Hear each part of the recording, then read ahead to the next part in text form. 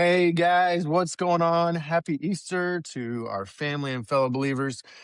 This is another episode, Sunday night episode of Dirt Diamond Sports Talk. I'm Ryan, as always, with my man Wally. Before we get started, hey guys, find us on your favorite podcast application. Give us a subscribe, download the episodes, give us a listen on your morning ride to work. We would appreciate it. Feel like we bring a different perspective to Astros baseball and the game as a whole. Of course, we bring my man Wally in here to the conversation. Ouch, man. Yeah, What a yeah. series Well, that we should have won. yeah. Well, first off, this 45s is not the year that I was born. Historical It was 19. representation. If I put a 61 on there, that'll tell you when I was born, so it's good. Oh, This man. game, this whole series, talked about when we talked about in the AL West preview, we talked about the question with the A's is going to be, will they out-hit their pitching? Yep. You saw it in spades this series. The Astros as a team for the series hit 321. They hit 293 with men in scoring position. I left a ton of guys on because they had a ton of guys on base. Yep. You score 26 runs in a series. You feel like you should win all of them. Now they threw in a clunker in game 2. Yeah. Or in game 1. Game 2 Jeffrey Springs was pretty good against us, but there are, right as we talked on the last show, we're looking for trends this early in the season, and we'll talk about some of those trends as we go on in the show. Yep. It was definitely a weekend of extreme highs, extreme lows. We talked about this Sutter Health Park, and it lived up to its reputation as a freaking launch pad, man. Offensive fireworks and some trouble when it came to pitching and leaving the ball up. The first game, that 11-4 routing, and Christian Javier just again did not look very good. Every single one of those 11 runs the A's scored, every single one came with 2 outs. He just could not put hitters away. He played too high in the zone all night. Yeah, and we talked a couple of shows ago about Javier, our last show, about will Javier have the invisible? That's what he needs to have, and Javier threw 82 pitches, 44 strikes. It's just not going to get it done. Yep. He's always been a fairly low strike percentage pitcher, but he got away with it because for some reason they could never square up that high fastball. Yep. He couldn't finish anybody off. No, and he walked 5 guys. Mm-hmm. So when you're walking 5 guys in 3 2/3 innings, do the math. You're walking the better part of 1 2/3 guys per inning, and his whip was 3. So, on average, he left the bases loaded every inning. He had at least 3 guys on every inning. So, you're going to lose. Well, I'm playing up in the zone, playing to the left side of the zone, giving right-hand batters the option to go opposite field with that. They said it was a 12-mile-an-hour wind blowing out to right field. The Astros couldn't take advantage of that, but the A's surely did. They were just turning fly balls into souvenirs. Really, it was just crazy. I like the name. They call it Sutter Health Park. Mm-hmm. I don't see how you can confuse that park saying health, because that place is just abuse. It's insane. Balls just jump out of there. Pitchers should, pitchers should sue. Yeah. Well, we talked about the run factor of 1.17. And this series ended with about a 1.141 run factor. And if the Astros don't take away something from this series going into Denver, they're going to be in trouble for whatever weird reason going into the Rockies. I sure hope that they take a look at some of the analytics and really pay attention to some of the things that went on in this game, in this series here, and make some adjustments before they get to Colorado. Yeah, the concern of this series, and we saw it, we've seen it in two of the first three series. They had 19 walks in three. If you know how to do it, great. We'll see.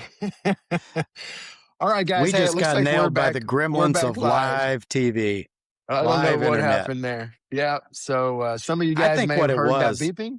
Not sure what it was. Yeah. Go ahead. I think what it was is the Mariners still behind the Astros in the standings, and they cyber bombed our show because we're going to talk some stuff about the Mariners. It's not pretty. Yeah. For those of you who are watching live, yeah, you caught all the fun. For those of you who are listening to a recording or watching this recording, I probably went back and edited it, so you'll miss the You, gremlins, you as you'll miss the Wally crosstalk. stated. Yeah. So I Hold believe on. where we were is we were talking about how we had hoped that the Astros learn a few things from this series at Sutter Health Field going into Denver, because these ballparks play very similar. Yeah, and I think it's very similar. Coors Field is Coors Field. They said that the two top run scoring uh, stadiums in MLB is Coors, followed by not that far behind Sutter Abuse Park, Yeah. and Well, and I it's think Coors Field is a 131 run factor, and Sutter Health Field is a 1.17 run factor. So, and now that's 1 and 2. one thing when you go out to Coors right now, it's not gotten hot in Denver yet, so maybe Correct. the ball won't travel quite as much, but it's still out there. And but to what we were saying a second ago is if the Astros are walking six guys a game, it won't make much difference because the Yeah. Rockies will beat them just like they have here. Yep. We'd like to talk about emerging trends in the team, and because that's really what all you can talk about other than the obvious record is. Yep. Again, they're scoring a ton of runs, they're giving up a ton of runs, and when you look into the in the analytics of it all, simple analytics, this series they threw 19 pitches an inning. Okay, as far as the pitch count, they threw a total of 500 pitches in 3 games. So that's 166 pitches, 167 pitches a game. You really want that number at the 120, 130, 140 if you can do it. Yeah. But so they're really they're playing they're playing with fire on this. The A's pitching is really not any better. They even threw more pitches than the Astros did today. So, Yep. consider your competition, but they've got to throw strikes. Yep.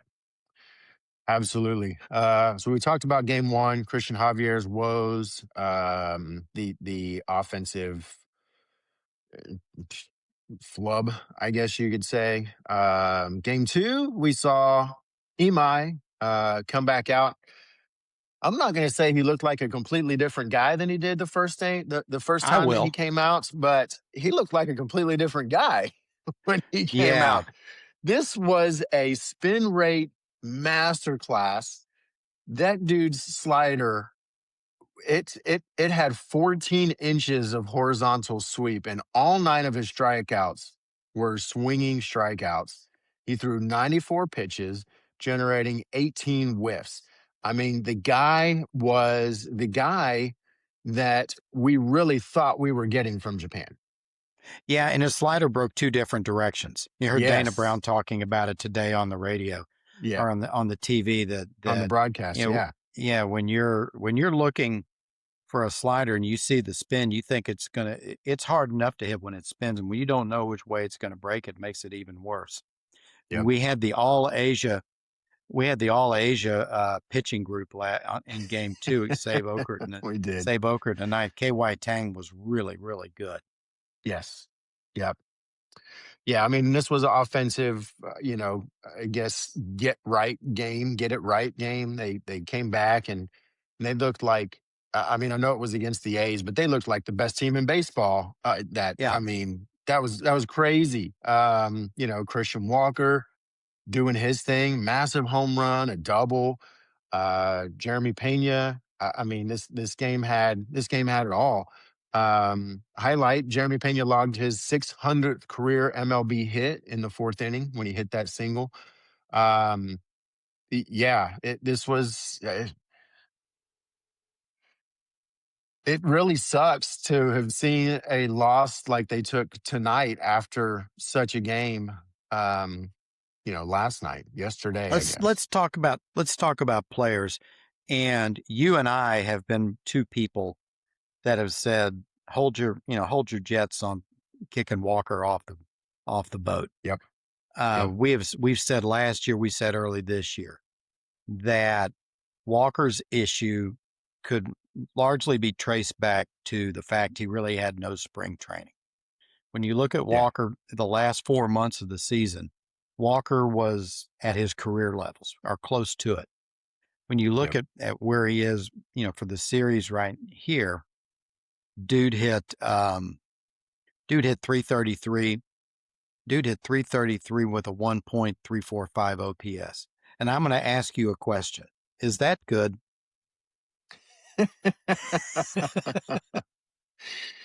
Oh man. Yeah.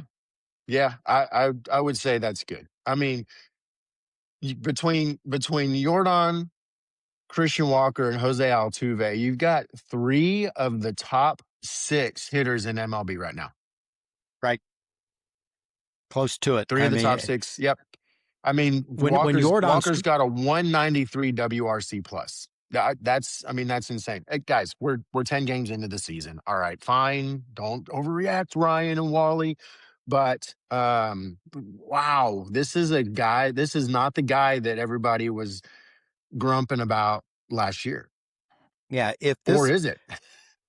who knows? The thing that I keep looking at is the number of pitches they're seeing this year as compared to the number of pitches they've seen the last several years per game. Right. Again, they saw 167 pitches per game. That's a lot. Yep. They're working walks. I mean, Jose's liable to have his career high in walks by May 1st, which is, he had 55 last year. He's already Yep. at what, 12 this year? Something like It's that. crazy. Yeah, I don't even know. I mean, he's absolutely going crazy on the number of walks. He's making the pitchers work. Jordan's been out of his head. Yep. And, he today, when he struck out, I was like, when they had a man on in scoring position, my chin hit the floor because he's been so good. You just expect him to hit one off the wall. Yeah. Yep. So I was doing some stat digging, and again, only 10 games in, but one of the things that I found to be very encouraging is the BABIP to average ratio for these guys. For those of you guys don't know, BABIP is batting average on balls in play. All right. So it's the high analytic stat, right? So basically, what's your batting average based on balls in play versus what's the actual average? So Jordan Babbitt, 400, actual batting average, 423. Altuve, 350 Babbitt, real average, 321. Cam Smith, 294 to 250. Christian Walker, 400 to 344. Loper Fido, 471 to 364. Okay. So Loper Fido should be hitting better than what he is, and he's got a 364 batting average. Let's see. Who else do I want to pull up here? Correa, 250 to 242. Pena, 333 to 273. Yiner Diaz, 364 to 296. I did not think that Yonder Diaz would be showing a 296 batting average right now, but his BABIP is 364. So one of the things here, and this was a lot of the chatter is that, oh, Yonder's on the, he's on the chopping block, and some of these, I don't know, He only guys struck out one time this series. guys that love to hate on some of our players. I don't understand it, but um his BABIP to average ratio says a lot about what he's doing. So when he's making contact, he's putting the ball in play, and it's bad luck in a lot of cases. And he, I don't know what. So what I'm saying here, and what I'm looking at, is that yes, we have seen an offensive barrage from these guys. Again, specifically in game two, we saw a little bit of that again today, but what we're looking at here with this BABIP to base to batting average ratio is the fact that these guys are, one, putting the ball into play. Okay. If their batting average was a lot less than the BABIP, then we know that they're just not hitting the ball well. They're hitting it right to the shortstop or whatever. Being that their actual average is not that far off of their BABIP, says that in the majority of cases that they're actually hitting the ball in play. That's the BIP and BABIP. Um, this is how they're scoring runs. This is how they're putting guys on base. This is how they're circling the diamond. And Well, it's to not your by happenstance, and it's not by luck. They're hitting the ball well. yeah, to your point, they're the fourth best in not striking out. They've got 73 Mhm. strikeouts. Blue Jays have 58, and you've got Tampa Bay and Kansas City in the middle. Yep. Um, Well, and the that the shows hitting that is shows there the high averages show that they're taking the walks too. yeah, it's what do you what's your take on the pitching? To me it's as simple as throwing strikes. And the question is this what's causing it? And that they've got and they struck out this series. They posted 25 strikeouts against 19 walks. Hmm. 8 strikeouts a game versus 6 walks. Yep. That's the 8 strikeouts a game's fine. It's nothing Yeah. outstanding. But the Or you're 6 giving up walks, I mean, you're giving up hits that are hurting you. And so I think that when we look back at this series, and it was something that I said about Christian Javier specifically, we saw it a little bit today, um, with with Lance, Lance, is the ball up in the zone. And when you're playing in a high run factor park where the ball flies, you got to keep the ball down. You got to try to induce those ground balls versus playing high in the zone and giving these guys a chance to put the ball in the air. And well, Lance so just wasn't. that was it. Go ahead. Yeah, Lance just wasn't efficient today. His first No, not his quite as his efficient. first inning, his pitches in the first inning on the Monday night's game was 10. Yep. He had 8 pitches on the first batter. Yep. And he threw like 19, Yeah. 20 pitches pretty consistently. And I think one thing we're finding here is our starters have to get innings because the bullpen right now just does not have it figured out. Yep. They had a 9.24 ERA this series with a 2.21 WHIP. Yeah. You know, that's Yep. pony league bad. It is. It's bad. Yeah. And we're going to touch on it a little bit more in detail. But with Hunter Brown going on the injured list, the last thing that we really need is bullpen fatigue, because they're going to have to pull one, if not two or three of those guys, and get spot starts from them, or decide who they're going to stretch out and actually plug into a starter role. But we will get there. Um, Today's Cody game, Bo- another slugfest, right? So sun blinded moments. I mean, how do you? There were a couple of balls today that got dropped because of the sun. Jake yeah, Myers and you saw Myers back there, and he was yeah, doing his best. yep, He the sun is bad when a guy like Jake Myers, who's as good a center fielder as anybody in the league, loses yep, it. We laughed at the A's yesterday because he was one of the guys, Soderstrom, Yep. who plays out there all the time. You know, Yep. put his glove up and looked like he was Yep. trying to do the right thing. They'd tell us, when you're a kid, put your hand up put in the air, put it cover the up. Just cover the hope. sun, Yeah. turn it over Yep. when it comes up, and so that Yep. sun must be pretty tough. Yeah, it had to have been. It had to have been brutal, and I think just a moment of, just kind of a moment of irony that Soderstrom was the one that hit the ball today that Jake missed in the sun too. So Yeah, it was. But at the same point, you don't walk those guys. no, You don't walk the guys on second, third base, and maybe you give up a run, but you don't give up five. yeah, yep, You know, yeah. I mean, he did. Lance did a good job not walking a whole lot. What, he only had 2 walks. He only gave up 2 walks, right? he had five, I think.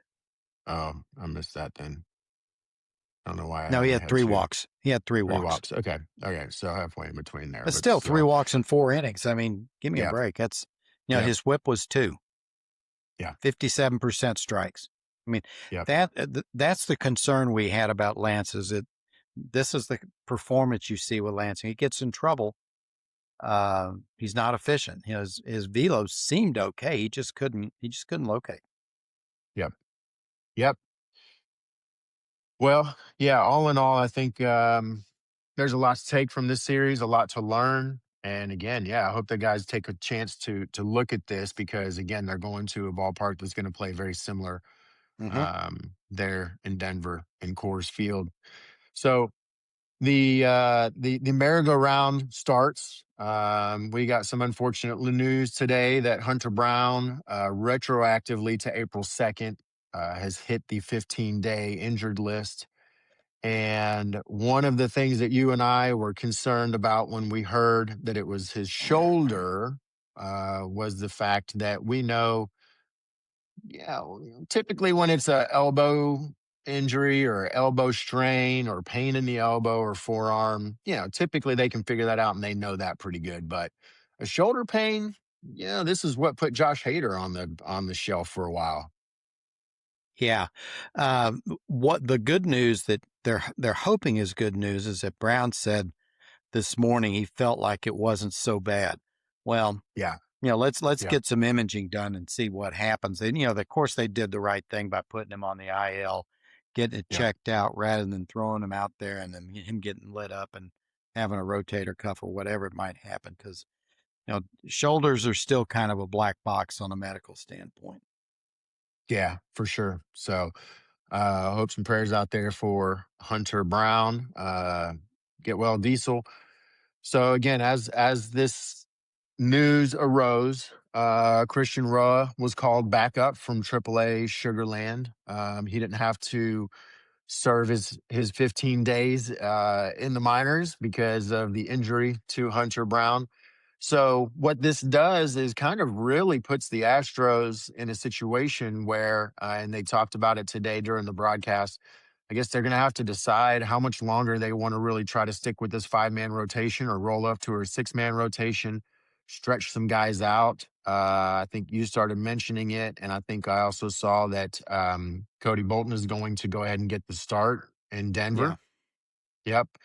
Yeah. And they've got Arrighetti, who actually has not been throwing too bad down in Sugarland. His last 2 starts were pretty good. And so I think they feel pretty confident. Obviously, you don't replace a guy like Hunter Brown, but being able to have some of these guys that you've got some faith in that you can stretch out a little bit and get a spot start out of over the next, what we probably think is going to be 3 weeks to a month that will be without Hunter Brown. Um, how does this make you feel? How do you see the rest of April playing out as far as this pitching rotation goes? It's going to be tough because one thing that Brown was, and we've talked back and forth, you and I have had the discussion whether we think Brown's a true ace or not. He was unquestionably the Astros' number one. And he was the guy that the Astros figured that whether he went five or he went seven, you're going to get a solid start out of him. Now that everybody else has to move up one, is Burrows the number one? It's a lot to ask of a second year guy. Is Yep. Imai going to be the number two? Well, that's a lot to ask of a guy who's uh, just been who's just come over from Japan. Everybody is Lance going to be able to step up and be the guy that we saw in Houston, or is he going to be the guy we saw today? By definition, the guy you bring in number 5 is not as good as what you had before. Yep. So when you go to a place like Coors Field, you're going to give up runs. So it's incumbent on whoever goes out on the mound to throw strikes and catch the balls the Rockies hit. I mean, I don't want to make this thing. I don't want to overthink this thing. When you're walking Yeah. 6 guys a game, your first job is throw strikes. Yep. You throw strikes, then you got a chance. If you throw balls, especially now with ABS, those balls that you might have gotten a couple of fluke calls, you're not getting as many of them. Yeah.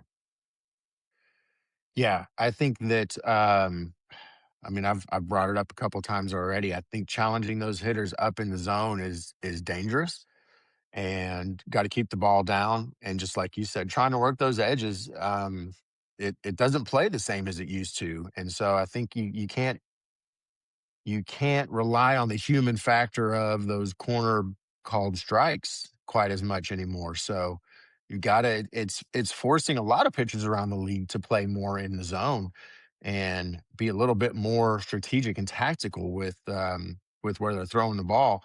Interestingly enough, though, is what we talk about strategy and tactics, after Lance's last start, when he was on the broadcast being interviewed, he talked a lot about his strategy and the tactics and some of the things that he had been working on. I didn't see a whole lot of that out of him today.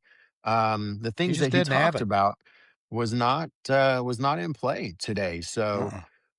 He a just didn't little have bit it. of a letdown. Yeah, a little bit of a letdown after that big, after that really great game that he threw. Um, so yeah, it is what it is. We're 10 games in and 6-4. I'm not down. Today's game was just kind of one of those games that, man, you score 10 runs, you you expect to win.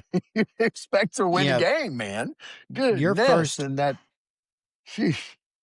your first 3 weeks is a lot of these teams just trying to figure out really what they have. And you think you have a pretty Yeah. good idea, and you're hoping that if it's good, that the performance backs it up. They're going Mhm. against um, they got Burrows against Feltner, and I don't know much about Feltner. Kyle Freeland goes against Mike Burrows in game 2. Kyle Freeland's been in Colorado a long time. He suffered a lot. Javier and Jared and Michael Lorenzen are going in the 3rd game. Now, Michael Lorenzen got torched his last time up. Yeah. So did Which, Javier. it's a So did lot of people kind of expected Lorenzen to get torched in Denver. yeah. Well, why a guy like that signed with the Rockies still just baffles me. His pitching style is just not it's just not made for Denver, man. Not many I hope people's that are. I hope that money's good, brother, because wow. Well, in Denver, you can't rely on the breaking stuff that much. You got to Yep, spot your fastball for a strike, and you got to change speeds off it. yep, That's where a guy like Emai might be pretty good because yep. he was, his fastball went between 91 and 94. Hmm. Okay. If you're guessing 94 and you get 91, you're hitting it off the end of the bat to the second baseman. Yep, It's yep, just what happens. yep. Yeah, man. So let's see. Just trying to look over some of my notes here real quick again. Uh, I don't know, man. What else you got? The No, it's Rockies, man. just The Rockies are a bit of a mash unit themselves, man. They just put. I didn't see that. Uh, they just put Jose Quintana on the 15-day IL with a hamstring. Quintana. Quintana probably had 2 starts in Colorado and said, "Man, I'm not feeling so good. Put me on the Yeah, IL." yeah, right. Yep. Rockies right now are 3-6. Yeah. The Giants are 3-7. the Rockies, we talked a couple of shows ago that they're finally starting to bring people in from the outside. Paul D. Podesta was hired. Who, guys, if you've seen Moneyball, and the heavyset guy that was in that movie was supposed to be Paul D. Podesta, being kind of a nerdy guy, but it's that that was all analytics, and he was the brains behind Moneyball. He's been in football for the last 10 years. Why he did that, God will never, only God knows. Yeah. But he's come back to baseball, and for the first time, the Rockies are trying to um, uh, build from the outside. They had Bill Schmidt, they had Jeff Bridich, and all these guys were ingrown or homegrown guys that never changed anything. Never their analytics, their infrastructure was horrible. And so they really seem like they're trying to rebuild things, but it's going to take a few years to get that done. Yeah. The Astros should take 2 out of 3 from this. They're off to a 6-4 start. That's fine. They haven't played themselves into a hole. They're still leading the division by a game over the Angels. No one thinks the Angels are going to be there, but they've been competitive. That's so the Astros have not played themselves out of into a box. Yep. Yep. Likely we'll get Isak Freitas back for the Rockies series. At least he Hope says, I so. think Dana said Tuesday, potentially. Did Um, they never said what was the issue, right? it was a bereavement leave, so I guess he had Yeah, a I death know in the that, family but or they never something. said was it a family I member didn't. or was it? Yeah, They just I kept that didn't under hear. wraps. Yeah, I didn't hear. I didn't hear. So we'll probably be saying goodbye to Shea Whitcomb. With that said, looking through some of the stats here, there's one glaring stat that I just can't pass up without at least a quick chat about Bryce Matthews. 50% K rate right now. Yeah. Um, he's not cutting it. No. The home run was No, I great. It was wonderful. But 18 plate appearances. Um, it just I don't know, man. I'm not seeing much of a reason to really keep him around. But he, I thought it he's was just not going to odd get that he's just not going to get playing time, and Nick Allen's going to get all the playing time. they pinch hit Matthews for Loperfido today. I was Yeah, like, I did too. yeah, I understand the left right matchup, but like Yep. Loperfido's been hitting well. Just because the guy's a left-handed pitcher, do you sure you want to take Matthews out of the game Right. when Loperfido made that terrific catch and then they doubled the guy off first base? That was Yep. That was that was awesome. Michael Brantley good. Yeah. Yeah. That was that was Michael Brantley good. That was a beautiful play. And Jose Altuve's play. Oh, that was Altuve and fantastic. Yiner at the plate there. That was man, I thought that play right there saved the game for the Astros at I the thought they were time. going to win But after that, but that's yeah. how when Brian Abreu can't throw a strike, and then when he finally Ah, throws a fastball for a strike, then Rooker knocks it in the next week. yeah. Yeah. What else? I don't know, man. I don't have much. The defense is going to be tested in Denver, and today they just did not. They didn't look great, but before today, they were the best defense in MLB. So I don't know, Yeah, man. This A series, I think we scratch it.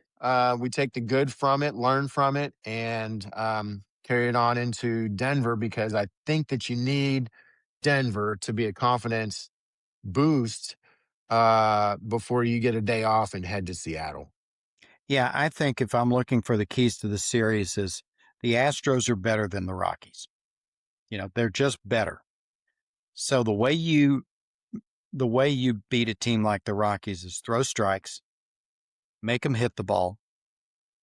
You're in it and take away the free bases through walks and defense, and make them beat you. Because Yeah. if it's a head up, and throwing, of just playing the game and playing it clean, you win 2 out of 3 at least just because you show up. Yeah. Yep. I agree. I think the approach at the plate has been exactly what this team needed. After last year, it appears that this new, this new coaching staff The approach has been terrific. is exactly the change that these guys needed. So yeah, let's hope that they can carry some of that into Denver. Let's hope that the pitching can keep the ball down and in the zone, Hey, and yeah, we'll see how it goes in Colorado. just throw strikes. Throw strikes and make them Yes, beat you. sir. Yes, sir. Yes, sir. Well, with all that said, I think we're going to go ahead and start to wrap this up. Guys, again, appreciate you tuning in to another episode of Dirt Diamond Sports Talk with Ryan and Wally here. Thanks for your patience, and we'll see if we can edit the gremlins out of this episode. Don't forget to subscribe on your favorite podcast app. For my man Wally, I'm Ryan. Give us up. Give us out. Wally, Go Stros. go Stros. Woo, what a show. All right, man. Oof.